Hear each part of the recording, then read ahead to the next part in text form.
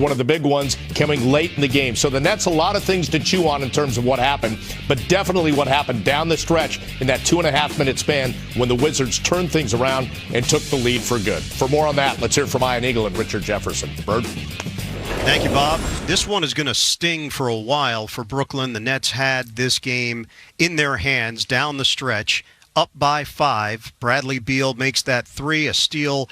Russell Westbrook makes a 3, and then the Nets still have enough time to maybe get the W. Richard, Timothé Luwawu-Cabarrot misses inside, and the Nets take a very tough loss in Washington, D.C. Wizards have won 4 games, 2 of them against Brooklyn. And look, let's not understate the whole Russell Westbrook, Kevin Durant, just kind of competitiveness. So you know that Russell Westbrook is locked in. Tonight he had 41, 10, and 8. You know, those are the old Russell Westbrook numbers. And he still has a ton of fire. But ultimately, the Nets are shooting the ball at an amazing rate. And you can talk about defense. You can talk about a lot of things. But ultimately, if you have 17 turnovers to 7, if you're shooting 54% and you're giving up 50%, your scoring is going to be negated by, your turnover issues. And so they have to correct that. But these were, some amazing performances by the Brooklyn Nets. Joe Harris, Jeff Green played outstanding tonight. There was just a lot of positive things for the Nets, but ultimately the turnovers and the lack of defense late, really hurt them. And coming up, it is the Los Angeles Clippers on the schedule. Everybody around the league is curious to see how the two teams will match up. Indicator is that the Harden injury is not very serious. The hope is that Harden will be a part of it. Did not play tonight. Left thigh contusion. The big three hoping for a reunion against a Clipper team that's playing at an extremely high level. That's on Tuesday night. Yeah, no, the Clippers are, it's the Clippers, it's the Lakers, the Utah Jazz are playing great right now. They just lost to the Denver Nuggets. So, that Western Conference is a monster. So for the Clippers to come over here and play against what you really believe is the class of the East. I think you would put Brooklyn in the exact same category as the Milwaukee Bucks, the Boston Celtics, the Philadelphia 76ers, these teams that believe they have a shot to get to the NBA Finals. And, Brooklyn has a lot of things that they can build on, a lot of areas that they can improve on. But this Clipper team is going to be a very good litmus test because that this Clipper team is going to play defense. And so it's going to be a battle of, who's going to be the first team to kind of relent, whether it's, the Clippers trying to keep up with the scoring pace of the Nets, or are the Nets going to have to, try and buckle down and defend, in a similar fashion that the Clippers do. And the defensive questions will continue to pop up until the Nets can answer them on a consistent basis. The Nets' winning streak ends at 4. They had a golden opportunity to make it 5 in a row, but could not finish against the Wizards. Back to you, Bob and Frank.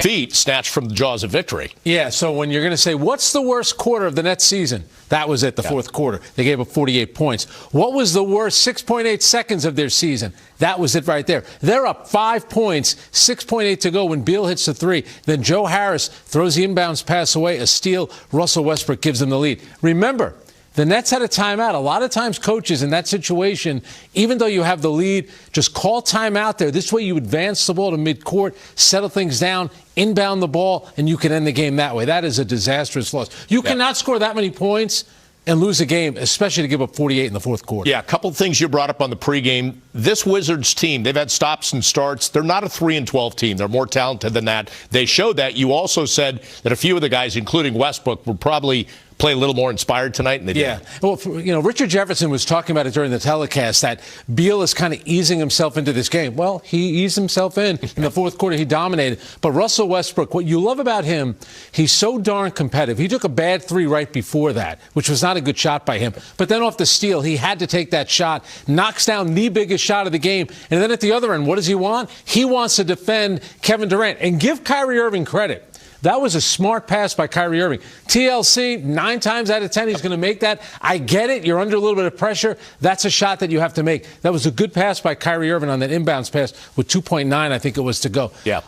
That is a rough loss for the Brooklyn Nets. All right, so Frank talked about a little bit of it. Let's dig into what happened down the stretch for the Nets in this one. And another key contributor for them was Joe Harris on the night. Yeah, and what you love about this, look at the extra pass. Kevin Durant passing out of the double team to Jeff Green, over to Joe Harris in the corner. And you think, well, you know what? The Nets look like they're going to be in pretty good shape. But Westbrook was aggressive, and then Bradley Beal was just tearing it up in the fourth quarter. He was on cruise control for most of the game. And then how about this? How about that finish by Russell Westbrook over Kevin Durant with his left hand? Boy, Beal 31 in the second half tonight. We talked about how quiet he was, and here's Kyrie with that little pull-up, and again, the Nets are in front. Yeah, that was with 31.1 to go. So Beal comes down 2, misses. Nets get fouled, and then you're thinking, you know what, they're in good shape here, and they should have been. This is the shot that Westbrook missed. Nets end up getting fouled. They go to the free throw line, make it a 5-point game, and then this is where everything They're up by 5 with apart. less than 10. All right, so Beal makes a shot. Here, you can call timeout. Joe Harris throws the ball in, stolen, and then Westbrook, no hesitation, a la Reggie Miller against the Knicks all the way back, I think that was 1995, and Westbrook gives them the lead, and that was it. 6 points, as you mentioned, scored in 2.5 seconds, and then that shot right there. And then Garrison Matthews with the steal running across. Joe Harris, the bad inbounds pass right to Russell Westbrook, who hits the shot, had a couple of words. And this is the play by Kyrie. They're looking for Durant here. TLC makes a great cut into the paint. You have to finish that. I understand it's his offhand, but that has to be a basket right just there. A little too strong, rolled around the outside part of the rim, and we got to take one more look at it. And remember, they're trying to get the ball to Durant. TLC makes a spin move. Kyrie throws him a beautiful bounce pass right underneath the basket. And that's when they have to make. Nets win the game if he converts that. Again, to your point, Russell Westbrook wanted Durant, and he made it tough. He was draped all over him. Had Kyrie forced him to go to somebody else. And remember, the Nets did inbound from the side. Westbrook knocked the ball out of bounds. The Nets had 2. Remember, when they took that lead, they had 2 timeouts. So when Joe Harris initially inbounded the ball, they could have used one of those timeouts, advanced the ball to midcourt. They ended up using their 2 final timeouts in that last sequence, which should have ended with a TLC basket. All right, so Westbrook and Beals combining for 78 points tonight. Westbrook 41 on 16 of 28 shooting. He added 10 rebounds for the double-double, almost had the triple-double, and then Bradley Beal 37 points. But Frank, as you mentioned, 6 at the half, and then he just blew the doors off in the second half. And 22 in the fourth quarter for him. That's the most points by Russell Westbrook since joining the Washington Wizards. And this is the thing about Westbrook. Same thing happened last year in Houston. It took him a while to get going. Maybe this will be the game that'll snap him out of it. But that is a rough loss. To be up by, first of all, you had an 18-point lead in the first half. You're up 5 with 12 seconds to go. You give up back-to-back threes by Bradley Beal, and then the big one to Russell Westbrook right there. They had a rough loss against Washington at the beginning of the month. Yeah. This is worse. Now, I know Westbrook, Durant, Scotty Brooks, they all have a history together, but I wonder, so this means something to them. But what does it mean that the Wizards know they won this game and fought hard in this game against a team that's considered the elite in the Eastern Conference? Yeah, and exactly. And, Bob, we talked about it on the pregame show.